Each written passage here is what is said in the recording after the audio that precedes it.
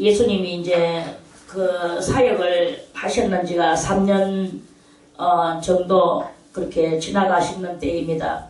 예수님이 총 사역하신 것은 3년 반이에요. 3년 반이 돼서 예수께서 그 3년 반 동안에 있었던 그 모든 그런 그 점에서 이제 지금 이제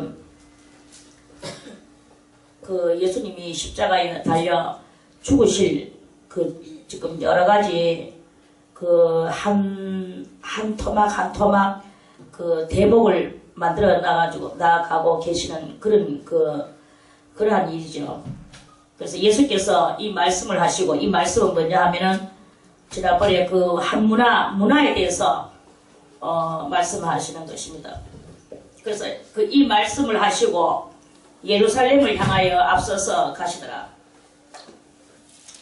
이제 그 감람몬이라는 산에 벳바게와 베다니에 가까이 왔을 때 제자 중 둘을 보내시며 이르시되, 이제 어떤 그 동네에 왔는데 베다니라는 그 동네 이스라엘의 한 촌이에요. 거기에 이제 가까이 왔을 때 제자 중 두 사람을 보내면서 이르시되 너희 맞은편 마을로 가라. 그리로 들어가면 아직 아무 사람도 타보지 않는 나귀 새끼에 매여 있는 것을 보리니 풀어 끌고 오너라. 만일 누가 너희에게 어찌하여 푸느냐 묻거든 이렇게 말하되 주가 쓰시겠다 하라. 그 제자들한테 저 건너편 마을로 가라. 거기 가면은 아무 사람도 타보지 않은, 그렇게 태어나서 그 나귀는 사람들이 타고 다니는데 아직 사람을 한 번도 태워보지 않은 새끼 나귀가 모가지가 매여서 나무에 있을 것이다. 그래 풀어서 끌고 오너라. 이게 좀 안 맞죠? 예수님의 그것으로서는. 그런데 이제 예수님은 여기서 무엇을 말씀하시느냐 하면은 하늘의 이 만상의 삼라 만상의 주인 되시는 그 예수님을 지금 드러내시는 그것인 거예요. 그리고 모든 삼라 만상의 물건은 다 주님의 것이다. 그것을 말씀하시는 것이고, 또 누군가가 타받는 그런 것은 예수님이 타받다라는 말은 전례가 있었다 하는 그런 그 일이거든요. 예수님은 전례가 없는, 항상 아무도 그 상상하지 못할 그런 일들을 이렇게 하시고 아무도 하지 않는 일을 하시는 그러하신 분이라는 것을 알려 주시는 그런 말씀인 거죠. 그래서 그 나귀 새끼를 끌고 오느라, 풀어서 끌고 오느라. 만일 주님께서 누가 너희에게 어찌하여 그 나귀 새끼를 푸느냐라고 묻거들라 이렇게 말하되 주가 쓰시겠다고 하라. 주. 그렇게 만사의 주가 되시고 만유의 주가 되시는 만사 만유, 만유 만사의 주가 되시는 그것을 여기서 표하시는 거예요. 만유 만사. 그래서 정말로 이 보내심을 받은 자들이 2명이 가서 그 예수님 말씀하신 대로 그 나귀 새끼를 만난지라. 그 나귀 새끼를 풀 때에 그 임자들이 이르되, 임자가 이제 있죠. 어찌하여 나귀 새끼를 푸느냐 하고 그 사람들도 그렇게 정말 예수님 말씀하신 대로 물었어요. 그래 대답하되 주께서 쓰시겠다. 그냥 주님이 가르쳐준 그대로 또 말을 했어요. 그래요. 그러니까 그 사람들이 또 주님이 누군데?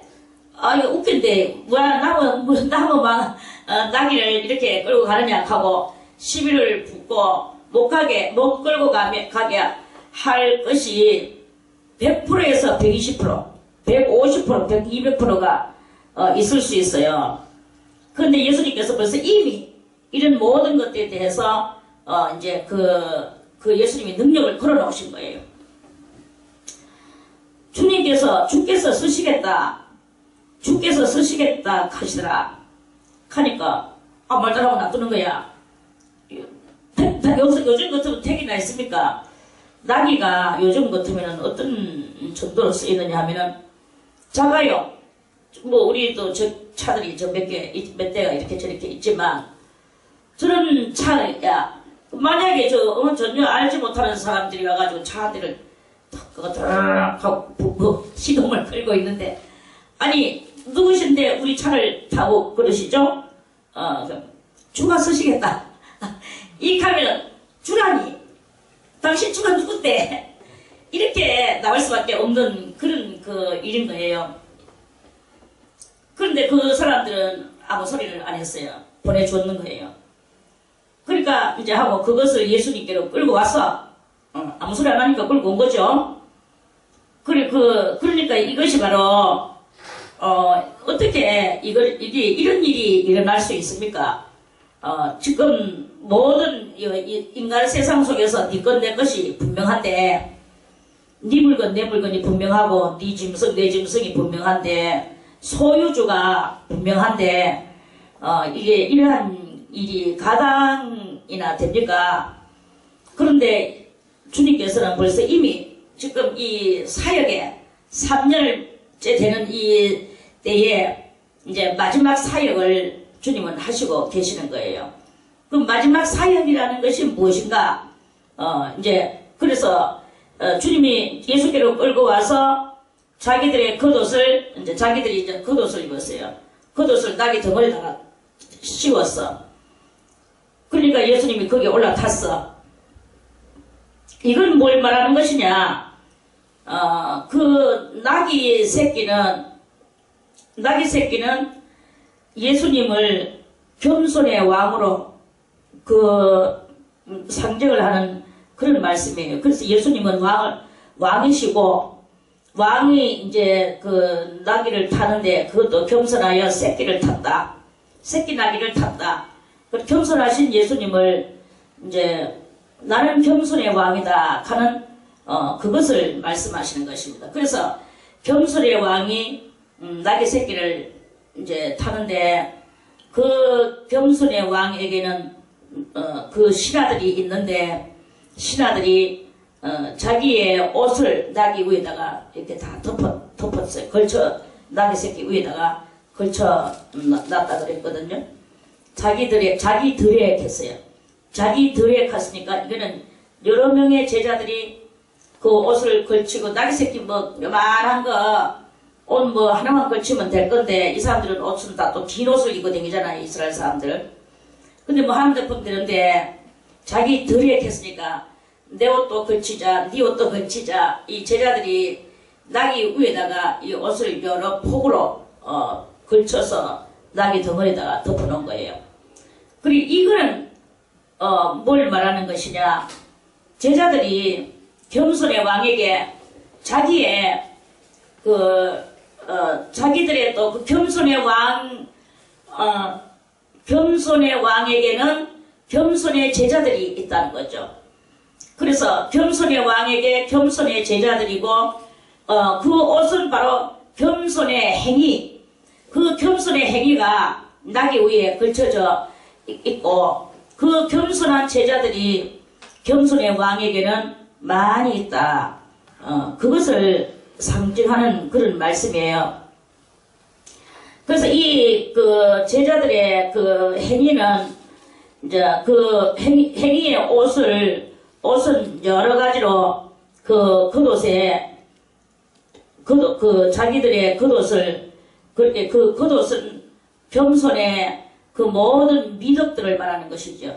아름다운 덕을 끼쳐 주님이시여 나는 겸손의 마음으로 주님에게 겸손을 배워서 그 겸손의 행위를 이렇게 했습니다. 나는 가난한 자에게 내가 여러 가지를 베풀어 주고 그리고도 나는 그들에게 더 못 줘서 나는 이렇게 그랬습니다. 나는 저 불우한 자들에게 가서 그 불우한 모든 그런 것들을 이렇게 했습니다. 자기들의 이 겉옷에 그것인 거예요. 또 어떤 사람은 또 말하기를 겸손의 왕이시여 나는 그 하나님 앞에 더 겸손이 무엇인가를 알기 위하여 날마다 나는 무릎을 꿇고 무릎으로 기어다녔습니다. 그래서 하나님께서 저에게는 겸손의 떡을 하늘로부터 내려주셨습니다. 그래서 저는 겸손에 대해서 겸손이 무엇인가를 이제는 배웠습니다. 그래서 저는 겸손의 행위를 이렇게 하고 있습니다. 이러한 자기들의 제자들의 그러한 표현들인 거예요. 그래서 그런 것들을 왕이시여, 겸손의 왕이시여, 나의 이 겸손의 행위를 받아주소서. 겸손의 왕은 곧 우리의 스승님이십니다. 겸손의 왕은 이제 먼 훗날에 가면 많은 겸손한 자들의 아버지가 되실 것입니다. 겸손의 왕이시여, 겸손의 잔을 높이 드시고 우리들에게 따라 부어 주소서. 이런 제자들의 여러 가지 겸손의 덕담을 이제 거기다가 이제 나귀 위에다가 까는 거예요. 그래서 그런 제자들의 겸손의 덕담 위에 자기가 앉으시고 이제 그걸 쳐놓고 예수를 태웠습니다. 그리고 예수님이 탔었죠. 그리고 이제 타시고 가십니다. 가실 때에 또 이 겸손의 제자들은 자기들의 나귀 위에 다 못 걸쳤는 것을 이제 나귀가 가는 그 길에다가 이제 또 나머지 제자들은 자기들의 겉옷을 길가에다가 막 펼치는 거예요. 겸손의 왕이시여, 이 겸손의 길로 들어밟고 가시옵소서. 그러한 말씀이에요. 겸손의 왕이시여, 당신은 능히 이 겸손의 길을 들여밟고 가실 수 있습니다. 왕이시여, 당신의 겸손을 우리도 본받고 우리도 이 겸손의 행위를 그렇게 할 것입니다. 이런 말씀으로 이제 여러 가지 자기들의 겸손의 덕담들을 길에다가 펼치는 거예요. 그래서 예수님은 벌써 이미 3년 반 동안 이 사역의 길을 걸어오시면서 많은 자기의 이 겸손한 그것을 이렇게 제자들에게 가르쳐서 이 겸손의 제자들이 생겨났다는 것을 열매로 보여주시는 거예요. 자, 우리 마태복음 16장 한번 보겠습니다. 마태복음 16장.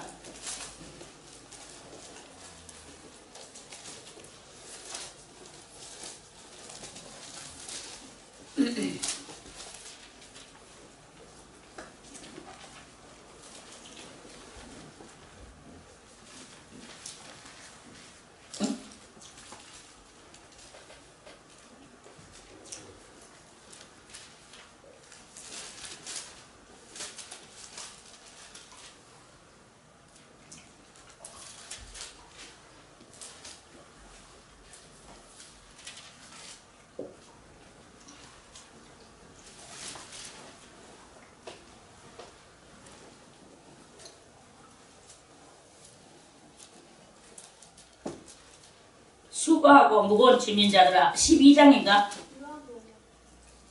아닌데 마태복음 아이가? 수고하고 무거운 짐진 자들아. 응?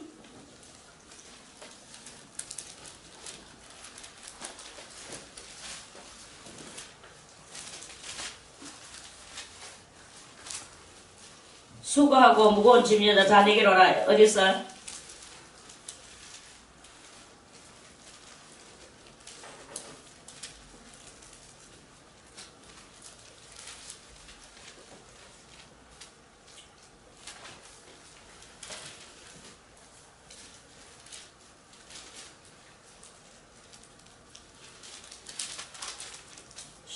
좀 줄었네.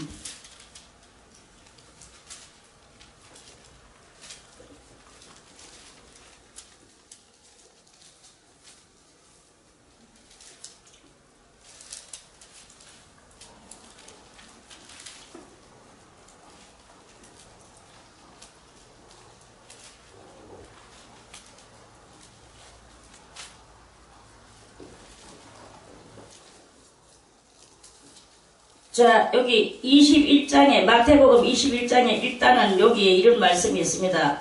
지금 제가 말씀을 드렸는 그거. 자, 21장에, 21장 5절에 시온 딸에게 이르기를, 여기도 매한 그 사건은 똑같은 말이에요. 이르기를, 내 왕이 네게 이만하니 그는 겸손하여 낙이 곧 멍에 매는 짐승의 새끼를 타도다 하라. 이게 바로 어디에서 예언된 말씀이냐면 이사야 62장 11절에서 되어진 말씀이에요. 그래서 이 낙이 새끼를 타는 것은 겸손해서 멍에 매는 짐승인데 그 멍에 매는 짐승의 의미가 아니고 새끼를 탔다는 것은 그 겸손의 왕을 이야기하는 것입니다. 자, 그건 그렇고 수고하고 무거운 짐진 자들아가 어디 있는지 지금 금방 못 찾겠네. 거기에 보면은 이런 말씀이 있어요. 수고하고 무거운 짐진 자들아 다 내게로 오라. 내가 너희를 편히 쉬게 하리라. 있네요, 원장님. 어디? 마태복음 11장 28절. 그래, 11장이구나. 자, 마태복음 11장.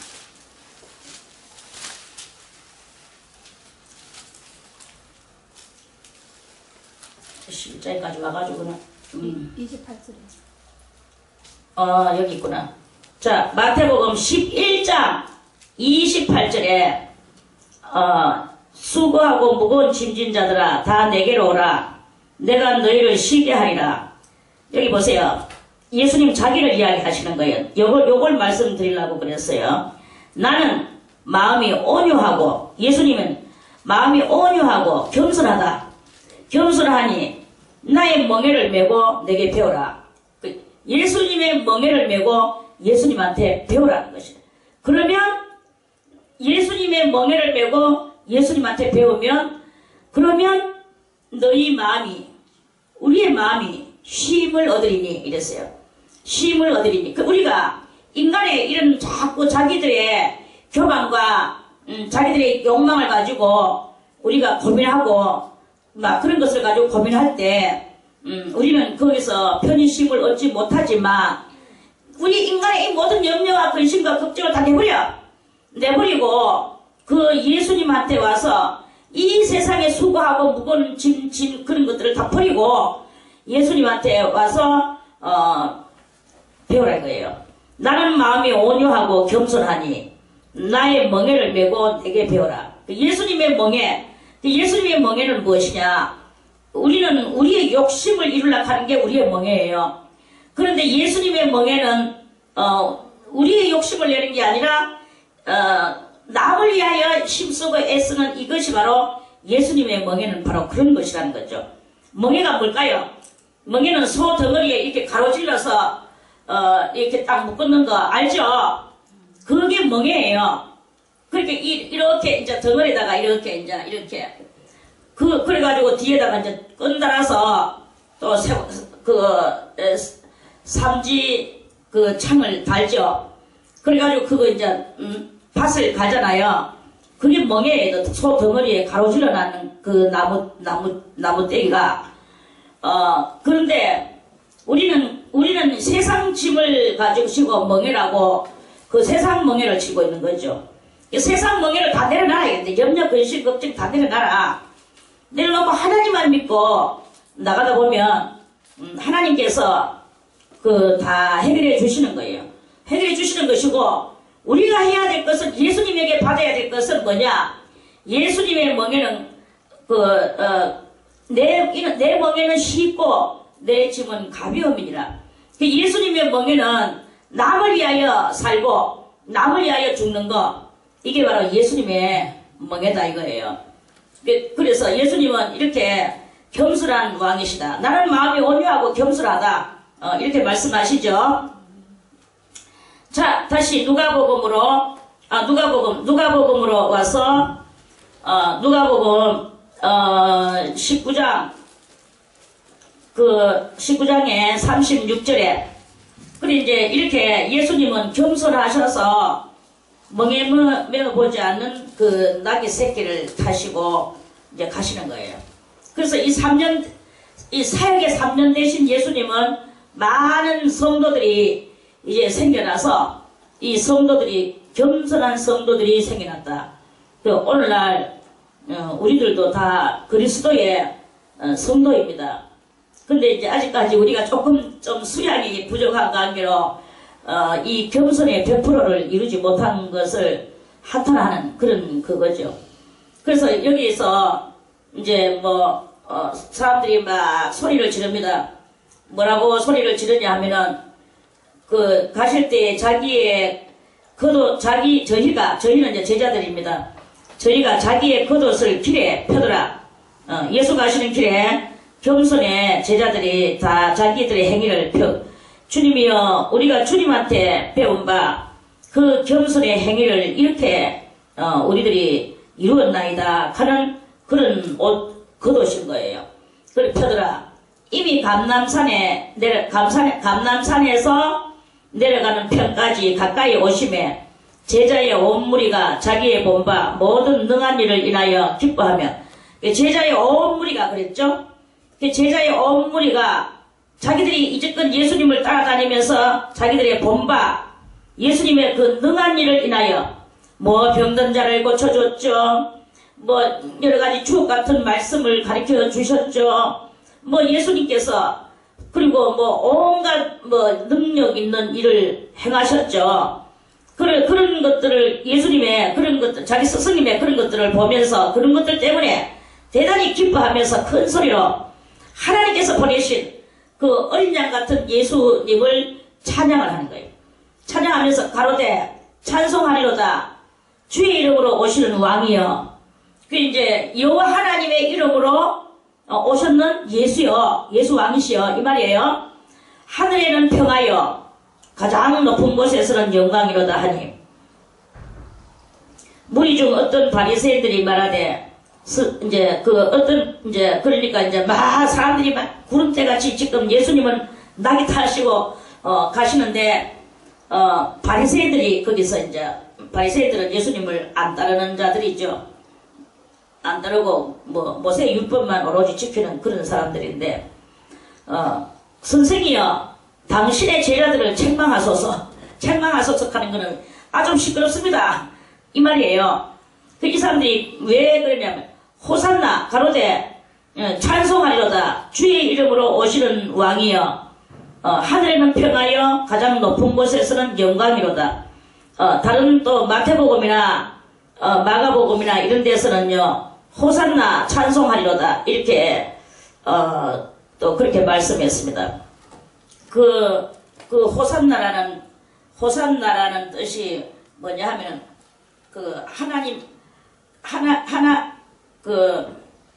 하나님이여 영광을 받으소서 이런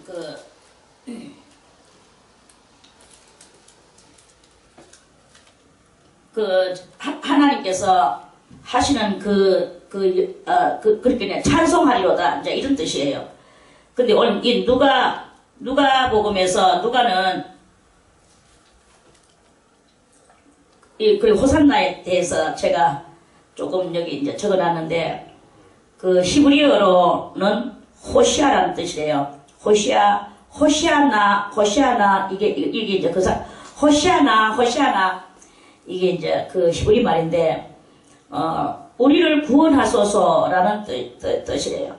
우리를 구원하소서 호시아나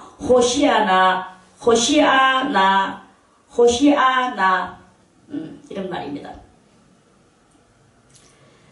그러면서 이게 이제 어디서 유래된 호시아나인가 하면 사무엘하 14장 4절에나 열왕기하 6장 26절에서 보면은 아주 처절한 생명의 그 구원을 뜻하는 그런 구원을 말하는 그 뜻입니다. 근데 예수님께서 이제 이 어린 나귀를 타고 예루살렘에 이제 입성할 때 이 호시아나 하면서 그 용어가 이제 처음으로 신약시대에 와가지고 처음으로 쓰여졌어요. 원래 사무엘하 14장 4절에 그 말씀이 이렇게 있는데 그래서 이게 구원하심이 우리 주님에게 있도다 하는 그런 말씀이에요. 그리고 그러면서 주의 이름으로 오시는 왕이여 하늘에는 평하여 하늘에서는 지금 평화스럽지가 못하셨죠. 왜 평화스럽지가 못했나? 하나님과 우리 인간 사이에 죄악의 담장이 가로막혀 있는데 이제 예수 그리스도께서 십자가에 달려서 이제 죽으시면 죄의 권세가 사망 권세가 하늘에서 이제 없어지고 이제 마귀들도 다 쫓겨 내려오고 그렇게 하늘에는 이제 청소가 되어지는 그런 그것이라는 거예요. 그래서 하늘에는 평화요 가장 높은 곳에서는 영광이로다 하면서 막 이 사람들이 찬송을 부르고 막 그랬어요. 그렇게 바리새인들이 선생이여 당신의 제자들을 책망하소서 저 소리 좀 못 지르게 하소서 이제 이런 말씀이에요. 그 예수님이 죄송합니다 너무 시끄럽죠 이렇게 말씀을 하셔야 매너가 맞는데 예수님은 그렇게 말씀하시지 않았어요. 예수께서 40절에 대답하여 가라사대 내가 너희에게 말하노니 이제 누구에게? 바리새인에게 만일 이 사람들이 잠잠하면 돌들이 소리 지르리라. 이거는 잠잠할 수가 없는 이야기다. 이거는 꼭 짚고 넘어가야 될 예수님의 이 3년 사역 마지막 때 일어날 그 주님의 대장정이신 거예요. 그 대장정을 주님은 이루셔야 되는 거거든요. 그래서 돌들이 소리 지르리라 하시니라. 그럼 여기서 돌은 무엇이며 이 사람들은 무엇입니까? 조금 전에도 말씀을 드렸는 것 같이 겸손의 왕에게는 겸손의 제자와 겸손의 성도들이 있는 거예요. 그리고 이 겸손의 성도들이 이 구원 문제에 대해서 이제 이렇게 하늘을 향하여 그리스도를 향하여 당신은 이루소서 이제 이런 말씀이에요. 당신은 이루소서 이 제약된 세상을 그리고 하늘에나 땅 위에나 땅 아래에나 이 제약된 세상을 제약을 다 소멸하고 이 모든 하늘 위에나 땅 위에나 땅 아래에 겸손의 세상을 만들어서서 죄 없는 겸손의 세상을 만들어서서 이런 뜻이거든요. 그러니까 그것을 이 사람들이 안 하게 되면 돌들이 소리 지를 것이다. 이거는 꼭 하고 넘어가야 될 일이기 때문에 사람들이 만약 그렇게 할 사람이 없다면 돌들이 소리 지를 것이다. 그러니까 참 이것도 무슨 말이냐 하고 이제 그랬습니다. 그래서 이제 이런 대장정의 길을 이제 이렇게 겸손의 겉옷을 들여 밟고 겸손의 성도들의 겉옷은 곧 겸손의 행위를 말하는 것이고 겸손의 행위의 노선을 길을 따라서 아기 나귀를 타고 예수님께서는 이제 입성을 하시는 예루살렘 성으로 들어오시는 것입니다. 그리고 이제 예루살렘 성에 이제 가까이 이르렀어. 41절에 가까이 오사 성을 보시고 이 성이 예루살렘 성이에요. 성을 보시고 예수님이 우시는 거예요. 겸손의 왕이 눈에 눈물을 흘리시면서 우시면서 말씀을 하세요. 뭐라고 말씀을 하시느냐?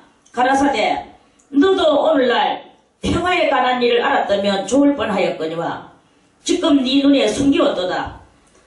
이 예루살렘 성이 평화를 모르고 이제 때가 이르면 날이 이르면 43절에 날이 이를지라 네 원수들은 이제 노마의 노마의 군인들이 와서 이 토성을 쌓고 예루살렘 성 가에다가 토성 전쟁하려고 이렇게 막 흙담을 쌓는 게 있어요. 그래가지고 그 담으로 막 이제 올라가가지고 그 예루살렘 성을 뛰어넘어 들어오면서 막 이제 들어오는 거죠.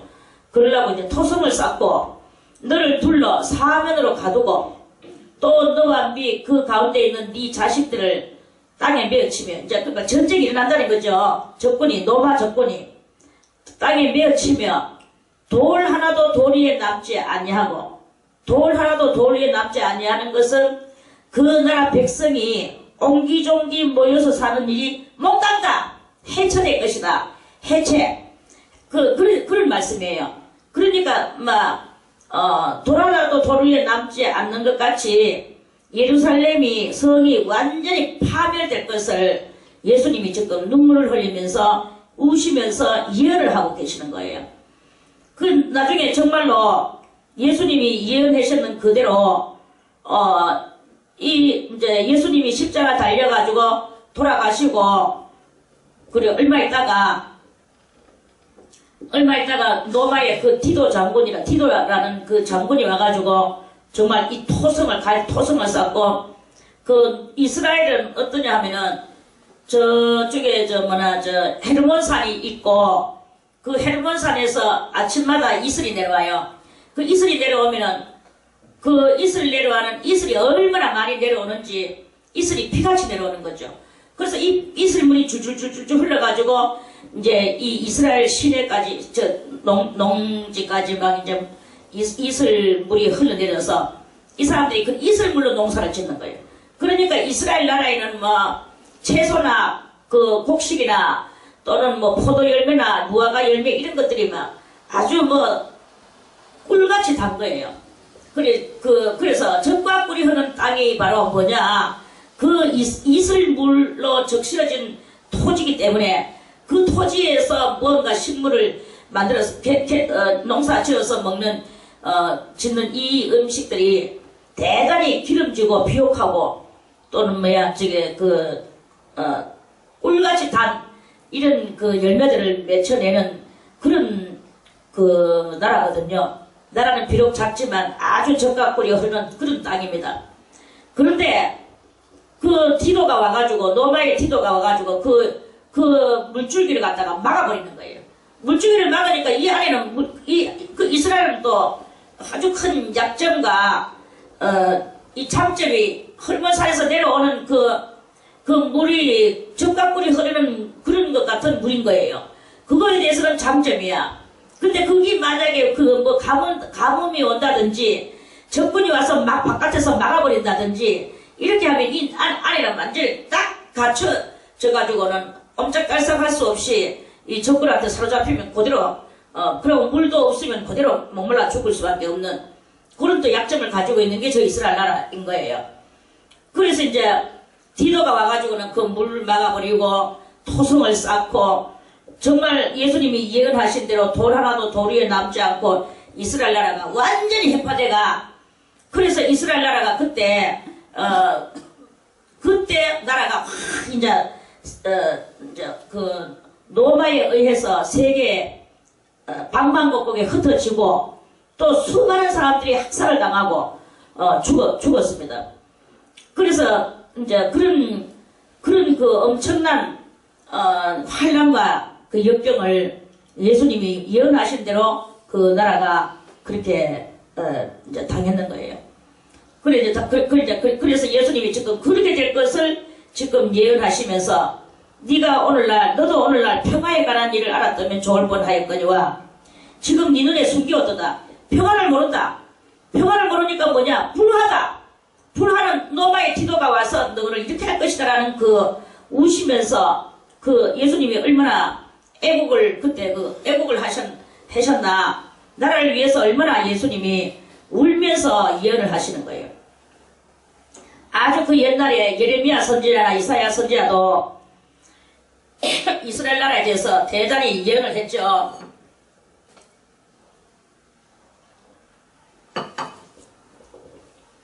그 예언했는데 바벨론에 포로로 끌려가가 70년을 살고 70년 만에 저기 다시 그 고국으로 돌아올 것에 대해서 예언해가 예레미야가 울면서 예언했고 오늘 예수님도 이스라엘에 대해서 또 울면서 이렇게 예언을 하시고 이 나라가 여러 번 이렇게 디아스포라로 되고 포로로 끌려가고 이런 험난한 그 경험을 하면서 이 나라가 이렇게 사는 거예요.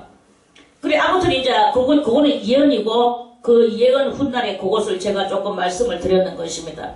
그리고 45절에 이제 이 예언을 하시면서 이제 성에 아까 보니 41절에 성에 가까이 오사 성을 보시고 있죠. 이 45절에 이제 성에 들어가셨습니다. 성에 들어가서 성에 들어가니까 이제 이 예루살렘 이제 성에 들어가서 성전으로 들어갔습니다. 성전. 예루살렘 성 안에는 성전이 있고 솔로몬 성전이죠. 이 성전이 솔로몬 성전이 있고 또 그 궁궐이 있고 이제 그래요. 근데 이제 성전으로 들어가셨어요. 성전에 들어가니까 거기에 이제 뭐가 장사하는 자들이 이 성전 안에 막 들어오는 거예요. 그래 이제 그 장사는 무슨 장사냐 하니까 이제 그때 그 사람들이 이제 제사를 지냈잖아요. 소를 잡고 양을 잡고 비둘기를 잡고 그러니까 이제 이 사람이 제사 지내다 보면은 제사 지내려고 백성들이 이 사람들은 짐승이 흠이 있으면 안 되거든요. 염소나 양이나 흠이 없는 것은 안 되는 게야.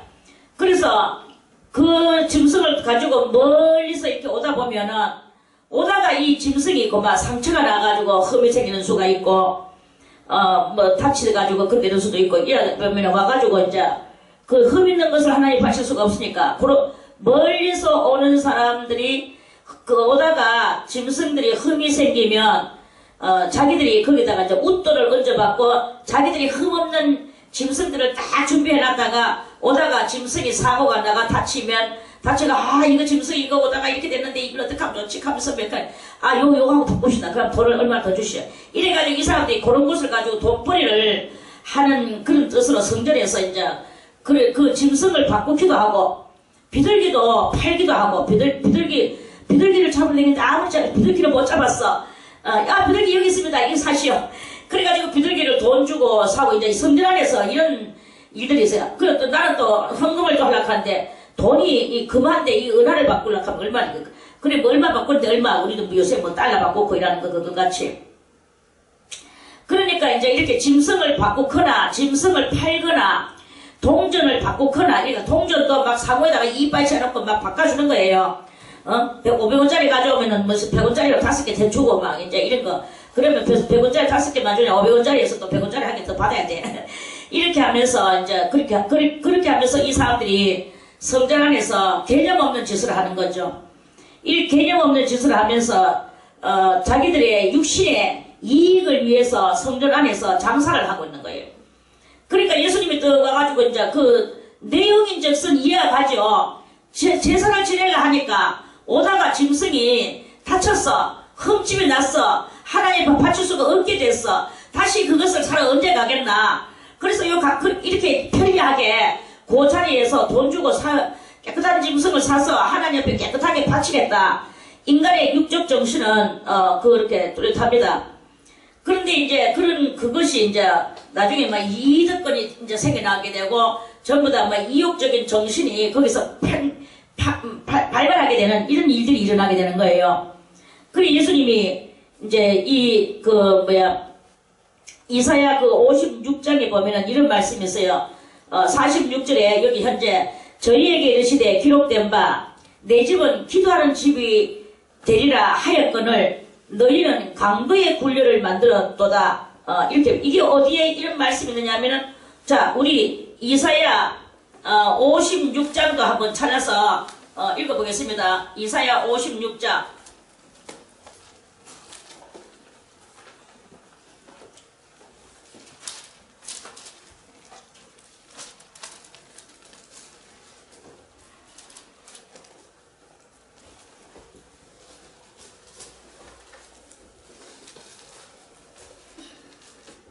자, 이사야 56장 찾으셨죠? 아멘. 7절에 내가 그를 나의 성산으로 인도하여 기도하는 내 집에서 그들을 기쁘게 할 것이며 그들의 번제와 희생은 나의 단에서 기꺼이 받게 되리니 이는 내 집은 만민이 기도하는 집이라 일컬음이 될 것임이라. 그랬죠. 하나님의 집은 온 세상 사람 만민이 와서 기도하는 게 하나님의 집이에요. 그런데 거기서 장사를 하게 되면 하나님이 화를 내신다 하는 그런 말씀입니다. 자, 그러면 우리 예레미야도 한번 보겠습니다. 이사야 바로 뒤에 예레미야 7장. 이사야 바로 뒤에 예레미야 7장.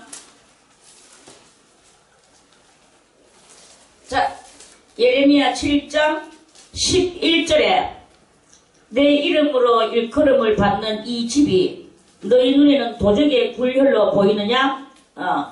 하나님의 이름으로 일컬음을 받는 이 집이 너희 눈에는 도적의 굴혈. 그러니까 이 장사하는 것을 하나님의 성전에서 장사하는 것은 하나님이 도적질하는 걸로 도적의 굴혈로 보신다는 거죠. 너희 눈에는 도적의 굴혈로 보이느냐? 보라, 나 곧 내가 그것을 보았노라. 이렇게 말씀하죠. 그러니까 만민이 기도하는 집에 이런 짓을 하는 것은 바로 도적의 굴혈을 만드는 것이다. 너희 눈에는 도적의 굴혈로 보이느냐?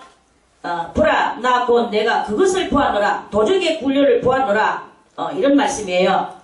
자, 다시 누가복음 본문으로 와서, 그래서 이렇게 이사야 56장 7절에 있는 말씀이나 예레미야 7장 11절에 있는 모든 말씀들을 예수님이 이렇게 인용을 하셔서 30절에 30절에 한다.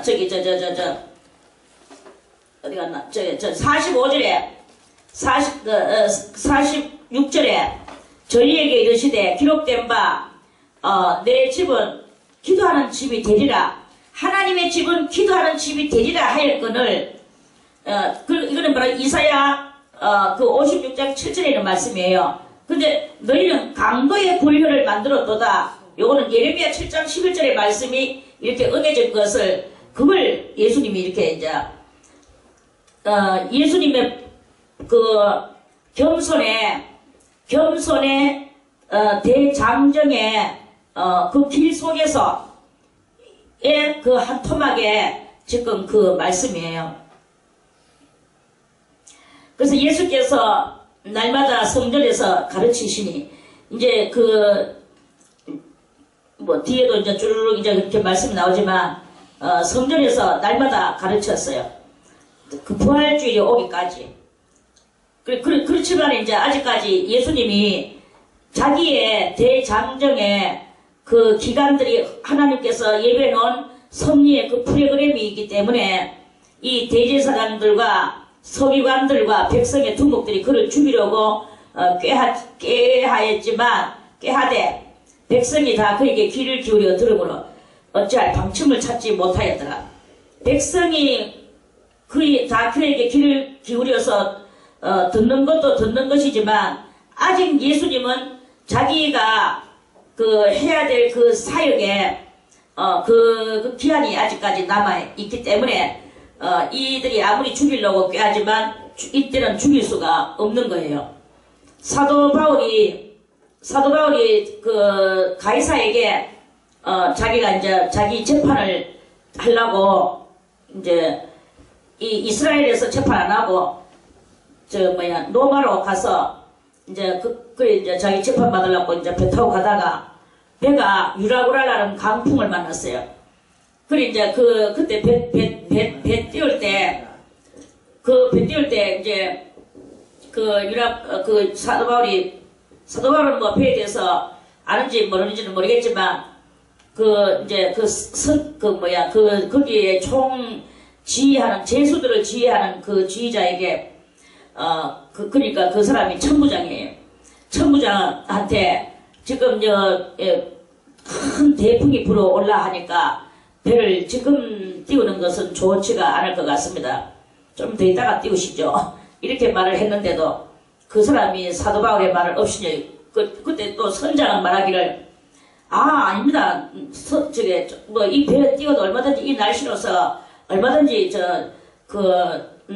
노마까지 갈 수가 있습니다. 하면서 그렇게 말했어요. 그러니까 이 천부장이 사도 바울의 말보다 그 선장의 말을 더 전문가의 말같이 들었는 거죠. 그런데 정말로 가다 보니까 사도 바울의 말과 같이 유라굴라 광풍을 말해. 광자가 미칠 광이고 풍은 바람풍. 미친 바람이 막 이스라엘과 노마로 가는 그 사이에 막 대단히 불어졌겠죠. 그래서 여러분들이요, 그때 내가 배 띄우지 말라고 했을 때 안 띄웠으면 참 좋았을 뻔했는데 이미 이렇게 띄워서 우리가 이제 이렇게 유라굴라 강풍을 맞이했으니 어쩌겠나. 너희들은 염려 말아라. 왜 염려를 안 해야 되느냐? 염려 안 해야 되는 것은 내가 사도 바울이 지금 가이사 앞에 가서 서야 되는 거예요. 가이사 앞에 가서 서서 자기는 가이사에게 복음 한마디를 전하고, 분명히 가이사는 그 자기의 복음을 안 받아들이고 자기를 사형시킬 것을 자기는 알아요. 성령이 가르쳐 주셨고, 많은 여자 선지자들이나 남자 선지자들이 빌립의 딸들도 막 사도 바울의 허리띠를 자기들의 허리에다가 묶으면서 당신은 가면은 이렇게 묶임을 받아서 죽을 것이다라고 많은 선지자들이 울면서 사도 바울이 노마로 못 가고로 예언을 했죠. 그런데도 너희들이 어찌 우리 이렇게 물어서 내 마음을 괴롭게 하느냐? 나는 가이사한테 가야 되겠고 거기서 나는 내 할 말을 해야 된다 하면서 이제 자기는 생명을 걸고 지금 가는 거예요. 그리고 자기는 죽으면 가이사한테 가가 죽어야 되는 거지. 이 배후에서 유라굴라 강풍 만나서 바다 한복판에서 죽는 것이 아니다 이거예요. 그래서 자기는 그 가야 될 이 생명의 기한이 남아있기 때문에 자기가 이 배가 뒤집히고 파선을 하면 너도 죽고 나도 죽고 다 죽는데 나는 여기서 안 죽는다. 그럼 내가 안 죽으니까 한성원 씨 정신 바짝 차리고 일로 보세요. 일로 봐. 저녁 고기 밥은 안 먹고 고기만 오만서 먹지만 이제 또 잠자 뭐하는 게 지금 그렇게 가지고 그렇게 육실에 썩어져 그런 행실을 하면 안 되거든요. 그래서 이제 사도 바울이 내가 안 죽으니까 그러면 따라서 당신네들도 안 죽는 것이다. 그러니까 너무 걱정하지 말고 여기서 우리 있는 음식 마음껏 배불리 다 먹으시오. 먹고 나머지는 저 바다 밑으로 집어 던지고 우리 배를 가볍게 해가지고 이 광풍을 뚫고 나가자. 이래가지고 정말로 사도 바울이 그 사람들을 안도시켜서 그 사람들이 마음이 막 불안해서 울고 불고 난리를 치는 거 사도 바울이 나의 믿으시는 하나님, 내가 믿고 나를 돌봐주시는 하나님이 여기 계신다 하면서 그래가지고 음식을 놓고 손을 들고 축도를 해가지고 기도를 팍 해서 거기는 오만 때만 여러 종파들이 다 모여있는 거기 몇 명이냐 사도행전에 보면은 하여튼 몇백 명이 있었어요. 그 몇백 명의 사람들이 전부 다 불안과 공포에 들고 있는 것을 사도 바울의 한 사람이 번연히 일어나서 그 사람들을 안도시키고 먹으시오. 그래가지고 그 사람들이 사도 바울의 말 듣고 용기를 얻어가지고 배불리 먹고 남았는 것들은 다 몽땅 다 배를 가볍게 하기 위해서 물로 집어 던지고.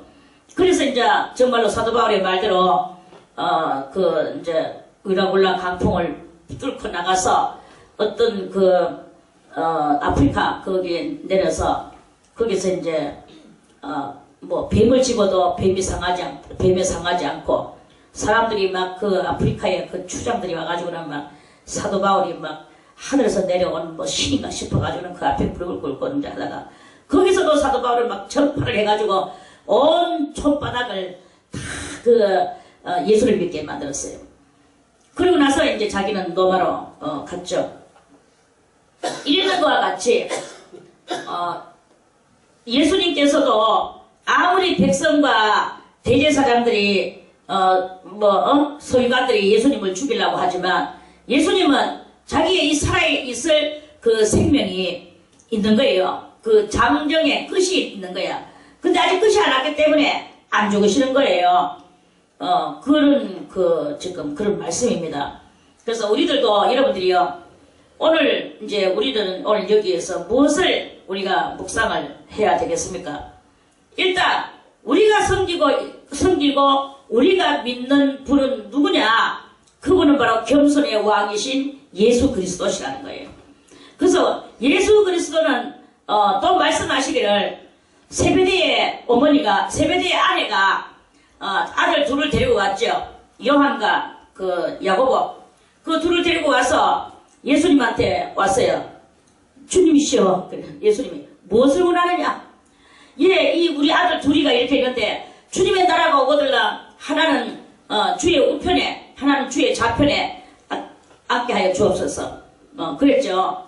그러니까 너희가 나의 마시려는 자를 마실 수 있느냐? 예, 마실 수 있습니다. 마실 수 있지.